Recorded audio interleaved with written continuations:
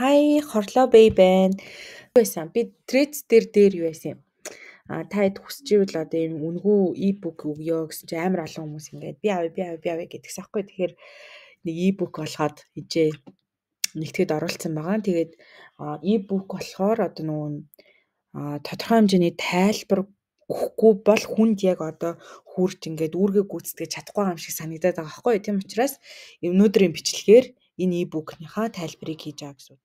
Манифестийн ажиллах зарчим гэхлээр одоо юу гэх гээд юм нэхэр нөхрийн одоо хойно нь ямар хууль програм ажиллаж байдیں۔ Тэгээ тэр паттернийг нь одоо тоглоомын дүрмийг мэдчих юм бол яг хожин штэ хэдүүлээ тийм ээ. Окей. Let's go. За e-book үзэх юм бол энэ урталт нь айгуу жоон сонирхолтой юмнууд бичсэн байгаа. Тэгээд сонирхгүй тий. Окей. За manifest гэж юу вэ гэдгээс эхэлцгээе. За нэг бол та бүхэн бүгдээрээ мэдж байгаа ах уу. Гэтээ би тас хийтэл нэг ганц өгүүлбэрээр хэлж энэ бол монголчууд бидний өн эртнээс одоо хүртэл хэрглэж өрөөж ирдэг 9 цагаан хүсэл нь сэтгэлчлэн биелэгээ гэдэг 9 цагаан хүсэл маань юм шүү дээ. Тийм ээ. За энэ 9 цагаан хүслийн талаар айгуу гоё мэдээллийг тэр нөгөө зөвүү тавуу гэдэг YouTube подкастн дээр нэг 4 жилийн өмнө лөө 5 жилийн өмнө ярьжсэн. Яг 9 хүсэл гэдэг нэрээрээ байгаа байх гэж би санаж байна. За тэгээд энэ хүү e-book-ийг одоо мань хорлоо нөхөр олоо шууд ингээд санаанаасаа зохиож бичээгүй. За энийг олоо ингээд 5-6 жилийн өмнөөс судлаад явж исэн. Тэгээд тэрнээс хойш бүр эрчимтэй судлаад Буддын гүн ухаан бүх төрлийн одоо нэлээд хэдэн төрлийн бясалгалууд, түүний бясалгалын хойтлын логик, зарчим дээрэс нь одоо шулмын зан үйл гэж нэрлэгдээд байдаг Европ талын spiritual practice-уудыг судалсан Deepak Chopra гэх мэтчлэн миний Joy Dispenza гэх мэтчлэн одоо миний ингээд бүр амар одоо ингээд яг юу яд шинжис сонсдог тийм одоо оюун санааны лидерүүд байдаг. За тэр лидерүүдийнхаа ном зохиол тий зарчмуудыг бүгдийг уншиж судлаад окей. За энэ бол бүгдээрээ хоорондоо ингээд давхцдаг хэсэг байдаг аахгүй юу? Тэр олон зүйл дундаас тийм үү. Тэгээ тэдрээс за энэ бол яг баарггүй юм байна. 4-5 газар давхцчихлаа. Тэгэхээр энэ яг үнэн баха. За би энийг ингээд амьдралтаа хэрэгжүүлж үзье. Хэдэн сар яг тэрийг ингээд судлаад гүнзгийрүүлээ явлаа. Окей, энэ яг ажилтсан мэн ажилтгүй мэн гэд миний өөрийн одоо ашиглаж исэн туршлагаас одоо энэ ном бол бүрдсэн байгаа гэсэн. Тэгэхээр зохиогч ирэх бол надад хамаарах бах. Тэгээ энэ тэндээс бол ямарсан хуульж бол тавиаг байгаа. Окей. За юу яд юм бэ? За та бүхэн бүгдээрээ сонсч ирсэн. За тэгэнгүүт 9 цагаан хүсэл сэтгэлчлэн бүтэх болтугай гэж. Сэтгэлчлэн бүтэн гэдэг чинь юу гэсэн үг вэ гэхээр за зүгээр сэтгэл гэдэг чинь хий хоосон энергийн түвшинд яригдчихэдэг зүйл. За тэгэхээр manifest биелэн гэдэг нь бол эхний ээлжиндээ энергийн түвшинд бол биелээ болдог. За тэнгүүд за та найз залуутай олмоор байна. Эсвэл юм гоё хайртай учирмаар байна гэх юм бол юм хайрын энергийг өөрөө эхлээд үйлдвэрлэж эхэлнэ. Та эхлээд үйлдвэрлэнэ. Та бусдаас эхлээд авахгүй та эхлээд бусдад өгнө. Тэ? За тэгээд тэр хайрын энергийг ингээд байнга үйлдвэрлээд эхлэнгүүт энергийн түвшинд нь бий болж байгаад дараа нь бодит байдал дээр биелдэг. За энэ процессыг энерги болно бодит байдал руу бууна. Гэдэг юм хоёрхан процессыг манифест гэдэг зүйлээр л одоо хэдүүлээ хідэн талаас нь мэрж яриад мүлжиж амьдраад байгаа шүү дээ. Окей. За одоо энийг хамгийн энгийн жишээр тайлбарлая заяа. За та хаана амьдарч байна? Та өөрийнхөө амьдарч байгаа өрөөгөө төсөөлдөө. За хаана амьдарч байгаа вэ те? За таны өрөө чинь одоо энчэнэ ортой, тэнчэнэ одоо шкафтай, тэгээд ажлын ширээ чинь дээр юм тавиртай ч гэдэг юм уу те. Иймэрхүү зүйлүүд одоо шууд нүдэнд чинь харагдаж байгаа. Тэнгүүд энэ бол таны манифестийн биелсэн хамгийн энгийн жижигхэн жишээ. Та энийг манифест хийсэн. Окей. Үгүй би юу гэж юм жижигхэн өрөөнд амьдрий гэж манифест хийх өвтэй хорлоо минь гэж бодож байгаа байх. Гэхдээ та тэрийг ингээд санаатай санамсаргүй буюу ухамсаргүй байдлаар манифест хийцэн. Тэгээд тэр нь биелсэн байгаа гэсэн үг байхгүй. Яах вэ гэхээр одоо жишээ нь окей надад ийм би одоо нэг нэг газар амьдрах хэрэгтэй те амьдрмаар байна. Би ажил хийж амч надаагаа ажил хийх нэг тийм тухтай булан байх хэрэгтэй байна. Тэр булан одоо би ном зохиолтой их ажилладаг учраас номын тавиуртай байх хэрэгтэй гингүүд ийм хоёр давхартай ийм ширээ ч юм уу тийм төсөөлөгдөж байгаа хгүй. Тэнгүүд яаж ч бож төсөөлөгдсөн дараа нь ингээд нэг хэдэн сарын дараа ширээ мөрөө аваад ерөнхийдөө нэг тогтчод эргээ харахад яг бодож исэн бүх юмнууд аваад тавьсан байдаг шүү дээ. Энэ бол манифестийн хамгийн энгийн жишээний хэлбэр байхгүй юу? За тэгэнгүүт манифест гэдэг бол эхний ээлжинд энергийн түвшинд бий болоод дараа нь бит хэлбэр рүү шилждэг бахны. За манифест одоогийн таны бодол бол энергийг тижээдэг нэг тижээл болвол бодол гэдэг. За тэгэхээр бодол гэдэг зүйл рүү орцгоё. За бодол нь энергийг хүчжүүлж идэг. Окей. Энерги нь бит байдал руу ордог. Бодол нь энергийг үүсгдэг, тийм ээ. За тэнгүүд та тэр юу гэдэг шинэ машинтай болох бодлыг тасралтгүйгээр бодно. Энэ нь юу гэсэн үг вэ гэхээр та нэг ийм яриа сонсч байсан манифестээ 21 хоногийн турш өдөр болгон тасралтгүй аффирмашн хийлж бичиж яач гэдэг үлээ те. Тэр нь юу гэсэн үг вэ гэхээр хойно логик нь болохоор энэ хүсэж байгаа хүслийнхаа бодлоос битгий ангижраач өдөр бүр үнийгээ бодооч гэсэн утгатай. За тэнгүүд нөгөө бодол чинь яадаг вэ гэхээр бодол үнэхээр манифест болдсон бол миний хүсээгүй зүйл яагаад бий болоод байна? Миний бодоогүй бодол бий болоод байна гэж үү? Бодоогүй бодол гэж байд юм уу? Бодоогүй бодол гэдэг бол таны бодлын хулгай юм аа. Гэхдээ ингэсэн үг одоо ил ухамсар, далд ухамсар гэдэг нэг хоёр ухамсар байж байгаа шүү дээ. Ил ухамсар дээр бид нэр өнөөдөр гадаа юм дулаахан байна, хүүтэн байна гэдэг зүйлийг бодож чаддаг тий. Дараа нь энэ ажлынхаа дараа тийшээ явчаад ирэндээ. Далд ухамсарт болж байгаа процессыг бид нэр төдийлөн удирдах байж чаддгүй. Тэнгүүд бодлын улгайчнууд дандаа далд ухамсараас гарч ирж идэг. Тэр болвол одоо програм хангамжийн вирус шиг тэнцээс суудсан импостерууд байгаа гэсэн үг байна шүү дээ. Окей. За ухамсар гэдгийг радио станцтай эсвэл програм хангамжтай адилтгаж ойлгох хэрэгтэй. За далд ухамсар нөхөр яагаад өөрийнхөө эсрэг үйл ажиллагаа явуулаад байна. Тэг би уул амар гоё юм бодох гээд тах чи яагаад ингэж эсрэг юм бодоод байна гэхээр тэр далд ухамсар нь програм хангамж шиг програмтай болцсон байгаа. Тэнгүү тэр бодол нь болохоор хүлээж авдаг сигнал нөхгүй сигнал. Таны ухамсар бол сигнал. За энийг дараа нь бүр амар том дэлгэрэнгүй бичлэг болохгүй бол хин дээр ярих юм зөндөө олонгой юм байгаа. За би тэмдэглээд авчи. Далд ухамсар сигнал гэж. За энэний дарааш энийг амар гоё яана. За тэнгүүд нөгөө бодлууд чинь сигнал болж ирдэг байна шүү дээ. Тэнгүүд бодлын хулгайч нар буюу импостерууд нь тэр сигналыг дүд гэл тэ эсрэг хүчээд firewall шиг зогсоогоод байдаг бахны. Окей, за бодлын хулгайчийг жишээгээр тайлбарлавал аюулгүй амархан ойлгоно. За бодлын хулгайч нар хизээ суусан байдаг гэхээр таныг өөрийгөө удирдах чадваргүй байхад буюу жоохон беби байхад суудсан байдаг. Сонин вирус шиг юм тархин дотор ажиллаад байна. Энийг юу яаж олж устгах вэ гэд бодсон юм.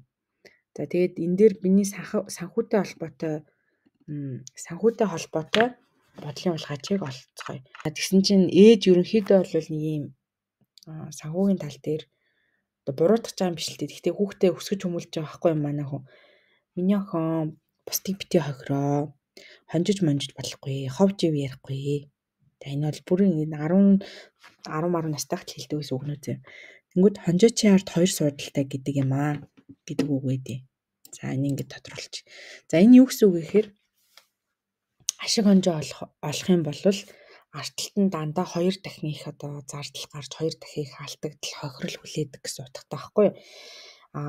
Тэнгүүд мань хүн багасаа энийг бол би жоохон бахтай ингэсэн юм чинь одоо нөгөө тийм л хэдэм мэн гэж бодцсон сурч байгаа шүү дээ. Тэгэхээр ашиг олох нь өөрөө муухай гэдэг ийм импостер бодлын хулгайчийг надад суулгасан. Тэнгүүд ашиг санхүүтэй холбоотой бодол орж ирэнгүүт нь энэ бодлын хулгайч нь очоод маа гэж хулгаалал одоо яадаг те. импостертод аваа явчихдаг. За юм байна. Тэнгүүд ашиг олох нь буруу гэж боддог хүн ашиг олж бизнес эрхлэж чадах болов? Чадахгүй шүү дээ, тий. Энд гэхдээ бүр яг үнэн бохгүй одоо жишээ нь сурсан мэдсэн зүйлээрээ би ч одоо шал өөр мэрэгчлээ шүү дээ. Тэр мэрэгжлийнхаа дагуу бас 6-7 жил ажилласан энэ төр тий. Тэнгүүд хүмүүстэй хамтраад ингээд төсөл мөсөл хийгээд ажил төрөл хий гэхлээр яхахын найз нь үнгүй туслаад үгүй гэж ер нь их хэлдэг. Тэгээ нэг гэрээ байгуулдаггүй. Тэгээ нэг хүмүүс ингээд хүнээс мөнгө авчихаар нэг тэр хүний хохирох гэдэг юм шиг санагдаад тийм байдаг. Ер нь бол энэ миний юм. Энийг гэхдээ би засах гээд 3 жил явж байгаа. Энэ хамгийн том толгойлогч импостер байсан. Миний хувьд. Тэгээд одоо би мэддэг учраас миний энэ одоо тал дээр одоо хүмүүс л ажиллахаа болсон гэсэн үг. Тэгэхээр хүмүүснийг ажилтгүй байсан л дааж болж би маш сайн хүмүүстэй хамтарч ажилладаг. Окей. За тэнгууд ийм байна. За нөгөө импостеруудыг чинь олох бэлтгэл ажлыг би та бүхэнд зааж өгье. Энэ бэлтгэл ажлыг хийснээрээ бодлын хулгайчуудаа олсноороо таны хувьд тулах цэгээ олно гэсэн үг. Манифест биелэх эхлэлийн цэг чинь яг энэ e-book дээр бичсэн байгаа дасгал ажлын дараа олтон заяа. Тэгэхгүй та ингээд суугаал одоо яа гэв те лаврын навч шатаа. Яг уу болно энергийн хувьд нөгөө энерги чинь баг зэрэг өсгөж өгнө. Гэхдээ тэр чинь тийм доктортой байхгүй юу вэ гэсэн жоохон байж байгаа тэр энерги задарчаад идэг. Хонь тийм процесс болдог. Окей. За тэгээд энэ одоо нэг юм байдаг шүү дээ. Та надад тулах цэг өгвөл би дэлхийг эргүүлъя гэдэг. Тэнгүүд тулах цэгийг бол эндээс олох нэ. Тулах цэг гэдэг чи юу гэсэн үг вэ? Тулах цэг гэдэг нь хамгийн энгийнээр хэлэх юм бол яагаад гэдэг асуултанд хариулахыг хэлдэг ээ. За яагаад? За энэс өмнө нэг зүйл хэлье. За амьдрал бол ингээд зөвхөн мөнгө санхүүн дээр тогтцдог биш. Бид нар л одоо манифест хийхдээ мөнгөтэй олмоор байна, хайртайгаа учирмаар байна гэж шийддэг болохоос биш. Хойно нэм 5 ийм том одоо талбар байдаг амьдрал дээр. Одоо нөгөө амьдралын балансаа хадгалах гэж яриад байдаг шүү дээ. Энэ 5 болгон дээр ийм бодлын хулгайч импостерууд байдаг. Тэгэхээр энэ хэрвээ та импостер олъё, сайхан амьдрахад саад болоод байгаа импостер олъё гэж бодох юм бол ядаж дор ээж 5 ширхэг танд олдох нь шүү дээ, тийм үү? Окей. За энэ дээр би болохоор 5 яагаад гэдэг техникийг ашигладаг. Энэ бол менежментэд бас ашигладаг. Менежментийн стратеги тодорхойлохдоо 5 яагаад гэдэг асуултан дээр ашигладаг. Тэгээ би өөрөө яг энэ талаар ажилладаг болохоор миний өөртөө одоо ингээд зохиож олсон дасгал ажил маань бол энэ ахгүй. Гэхдээ энэ амар ажилладаг. За ингээ хэдүүлээ одоо мөнгөтэй болъё гэдэг манифест хийж байгаа заяа. Би ч мөнгөтэй олмоор ингээл тэгж аахгүй. Тэнгүүд мөнгөтэй болохгүй байна. Вау, яа мөнгөтэй болохгүй нэ? Би хангалттай мөнгө олохгүй л байна да гэж бодно.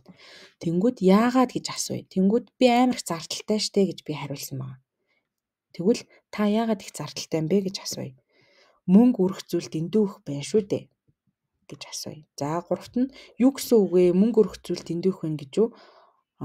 Яагаад вэ? Тэнгүүд маш олон зүйлийг би л ганцаараа төлдөг. Тийм үү. Яагаад та ганцаараа төлөөд идэм бол? Тэнгүүд одоо манай гэр бүлийнхэн одоо энэ зардлыг төлөхөд тусалдаггүй. Надад туслах хүн байдаггүй. Яагаад та тэр хүмүүс тусалдаг юм бол? Тэгээд тэднээс ч одоо тусламж аваад ах юм юу аах вэ? Ер нь тэгээд хүнээс тусламж авах бол муухай тэнийг хичмээр баба. За, тэнгүү та ойлгосноо. Энэ бол таны хамгийн толгойлогч импостер байсан бахна штэ. Санхүүгийн тал дээр тий. Тэгээ энэ бол би жишээ олгоод ичсэн. Энэ баг миний нэг импостеруудын нэг байсан баха. Тэгэхээр би одоо бусдаас тусламж авах тийм одоо дургу хүсэлгүй хүн юм байна л та. Тэгээ тэр муухай бодлын хулгайч маань намайг их мөнгөтэй болох тэр манифест хийхэд дандаа саад болоод тэрийг маань биелүүлэхгүй миний гоё энергийг, мөнгөний энергийг ингээд устгаж идэг тийм сарниулагч зүйл болдог байх нэ. За ингээд импостер болцсны дараа нөгөө импостерыг чинь барьж аваад баривчлаад устгах арга хэмжээ авнаа. За энэ юугаар устгадаг вэ гэхээр эргэжүүлэлтээр устгадаг. Би бусдаас тусламж авах хэрэгтэй. Энэ бол миний хүссэндээ хүрэх дарга гэж эргэжүүлэлт хий. За тэнгүүд насаараа бусдаас тусламж авахыг хүсээгүй далд ухамсартай байсан хүн чинь бодно штэ. Хац би одоо ингээл хүнээс тусламж аваад байдаг юм бэ? Тийм ч гэж өстой байхгүй шүү. Гэт ингээд штэ. Тэнгүүд энэ бол таны эго дугарч байгаа хэсэг шүү. За тэгэхээр тэр эгогоо ерөөсөө тооохгүйгээр юу яаж исэн ингээд эсэргүүцээд уурчин хүрээд байгаа ч гэсэн ингээд хамаагүй ингээл гараа атгах байгаа л би бусдаас тусламж авнаа гэд ингээд бодох хэрэгтэй. За энэ бол ингээд миний өөртөө хэрэгжүүлдэг дасгал ажил. За энэ бол бүр импостерыг амар олдог заяо.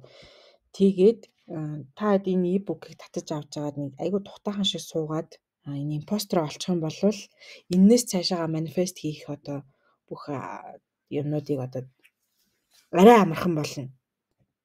Манифестинг ажиллах зарчим гэдэг ийм бичлэгийг хамтдаа сонссон та бүхэнд баярлалаа. Дахиж тодруулах зүйл байвал комментээр бичээрэй. Дараагийн сонирхолтой сэдвүүд байвал бас бичээрэй. Тэгээд бас энэ e-book-ны татах линкийг нь би description хэсгээр оруулъя. Тэгээ та линкээ татаад дэвтэр дээр ажиллаад үзээрэй. Энэ e-book-ийг хийх гэж нэг 7 хоног нойргүй бол суусан. Тэгээд энэ нөгөө нэг энэ тэндээс яг шууд орчуулаагүй. Тэгээ яг өнгөрсөн 3 жилийнхаа процесс миний үнэн гэж ойлгосон одоо үнэн мэдлэгийн үгсрүүдийг хооронд нь ингээд харьцуулж тавьж агаад гарсан ийм одоо процессын огшим байгаа. Тэгэд энэ бол одоо миний харж байгаагаар бол нэлээх дэлгэрүүлэх шаардлагатай ийм бүдүүн баарагдуу болчихсон байгаа. Тэгээд маш их цаг ордог юм билээ. Бичлэгээрч болтугай дэлгэрүүлээд явахыг хичээнэ.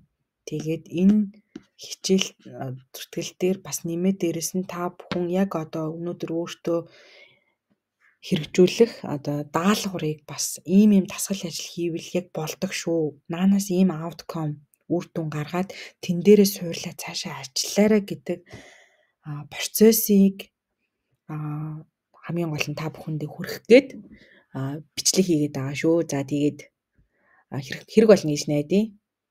Манифест биелэх юм бол доор бичээрэй. Баяртай.